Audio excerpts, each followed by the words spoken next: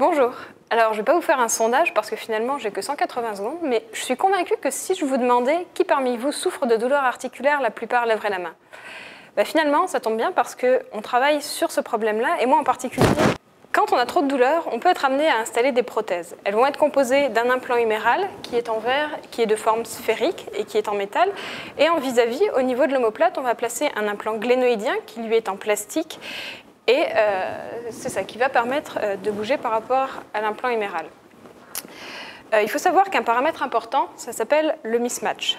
Qu'est-ce que c'est concrètement? C'est la différence de rayon entre les deux implants. C'est-à-dire que votre tête humérale va être un petit peu plus petite que votre composant glénoïdien. Ce paramètre-là va permettre de bien pouvoir faire bouger la tête par rapport à l'implant glénoïdien, et c'est ce qu'on appelle des translations de l'implant huméral par rapport à l'implant glénoïdien. Le problème, c'est qu'on observe deux complications. D'une part, on va avoir une usure importante du composant glénoïdien parce qu'il est en plastique, et d'autre part, on va avoir une perte de fixation de cet implant-là dans l'os. Donc ma question, c'était est-ce qu'il existerait finalement un mismatch optimal qui permettrait d'une part d'avoir ces petits mouvements de la tête par rapport à l'implant glénoïdien, tout en évitant les complications. Donc pour ça, j'ai utilisé un modèle musculo-squelettique numérique. Qu'est-ce que c'est concrètement? C'est un modèle qui permet de représenter le corps humain ou une partie au moyen d'une représentation virtuelle des os, des articulations, des muscles.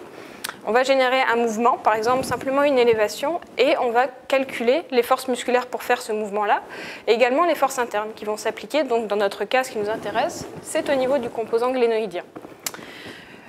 Donc évidemment, il existe déjà des modèles qui ont été développés, mais le problème, c'est qu'on représente toujours l'articulation de façon idéalisée. Donc on ne met pas ces petites translations qui, pour nous, sont pourtant importantes. Donc mon objectif, c'était de mettre ces translations et de calculer deux paramètres pour évaluer finalement les complications associées au mismatch, à savoir qu'on va évaluer les surfaces de contact. Au plus la surface de contact va être grande, au moins on va avoir un risque de dégradation de notre implant.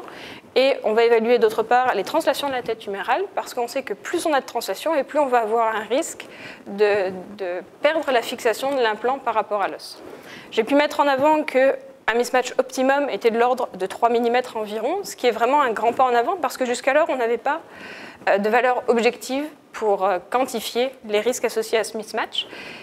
Et d'autre part, je dirais encore plus loin, c'est que ces modèles numériques ils vont permettre de développer des prothèses plus pérennes qui vont nous permettre d'éviter d'avoir à réopérer les patients d'ici 10 ou 15 ans, comme c'est actuellement le cas. Je vous remercie beaucoup.